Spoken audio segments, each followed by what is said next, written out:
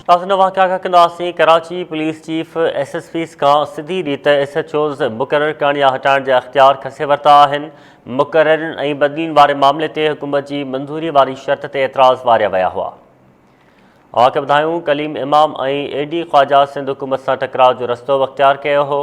अॻूणनि IGs मामले ते मुकमल ख़ुदि मुख़्तियारी लाइ थर्ड पार्टीज़ ज़रिए अदालत सां बि राब्तो कयो हो। हबीब जमाली टेलीफोन लाइन ते मौजूद आहे, तफ़सील मालूम कयो था। हबीब जमाली, कहिड़ा तफ़सील आहिनि? जी बिल्कुल, कराची पुलिस चीफ खादिम रिंद SSP खां SHOs खे हटाइण या वरी मुक़रर करण जा जेकी अख़्तियार आहिनि उहे खसे वरिता ऐं उन हवाले सां हुकुमनामो जारी करे छॾियो आहे। हुकुमनामे में ॼाणायो आहे त SSPs जेकी आहिनि उहे कंहिं बि SHO खे मुजरमानी गिफ़लत ते जेको आहे न हटाईंदो। हटाइण जे लाइ एडिशनल IG कराची खां मंज़ूरी वठणु लाज़मी हूंदी।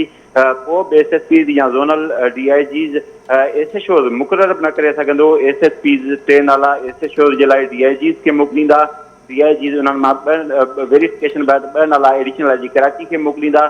एडिशनल IG कराची उन्हनि 2 नालनि मां 1 नाले जी SHOs मुक़रर करण जे लाइ जेको आहे मंज़ूरी ॾींदो। मां खे ॿुधाईंदो हलां त सीनियर ऑफिसर जेके आहिनि उन्हनि मुक़रर ऐं बदिलण वारे मामले ते सिंध हुकूमत खां मंज़ूरी वारी शर्त ते माज़ी में एतिराज़ वारिया हुआ। कलीम इमाम AD ख़्वाजा मुक़रर ऐं बदिलण वारे मामले ते सिंध हुकूमत जी मंज़ूरी वारी शर्त खे क़बूल करण बदिरां उन ते एतिराज़ वारिया हुआ ऐं थर्ड पार्टी ज़रिए अदालत सां बि राब्तो कयो हो। हाणे मौजूदा सीनियर ऑफिसर आहे खादिम रिंद, उन साॻियो फार्मूलो पंहिंजे ई SSPs ते मसलत करे छॾियो आहे। सीनियर ऑफिसरनि सां असांजी हिन हवाले सां ॻाल्हि ॿोल थी। पुलिस ज़रियनि जो चवणु आहे त SSPs वटि अख़्तियार आहिनि SHOs खे हटाइण जा ऐं मुक़रर करण जा।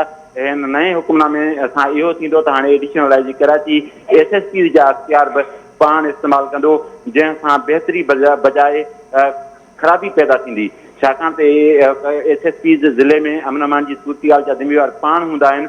इहो उन्हनि जो अख़्तियार आहे त हू SHOs मुक़रर कनि, कंहिंखे हटाइनि, कंहिंखे मुक़रर कनि।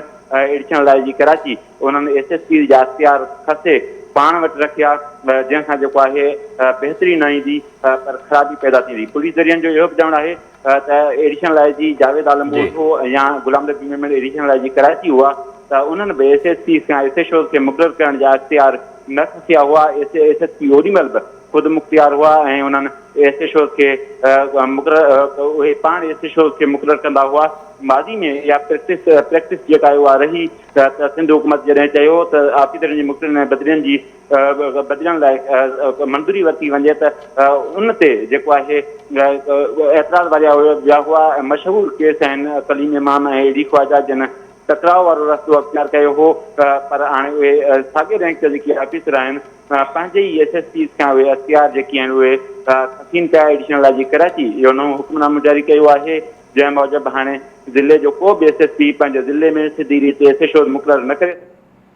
हबीब जमाली, अव्हांजी महिरबानी तफ़सील ॾियण जे लाइ।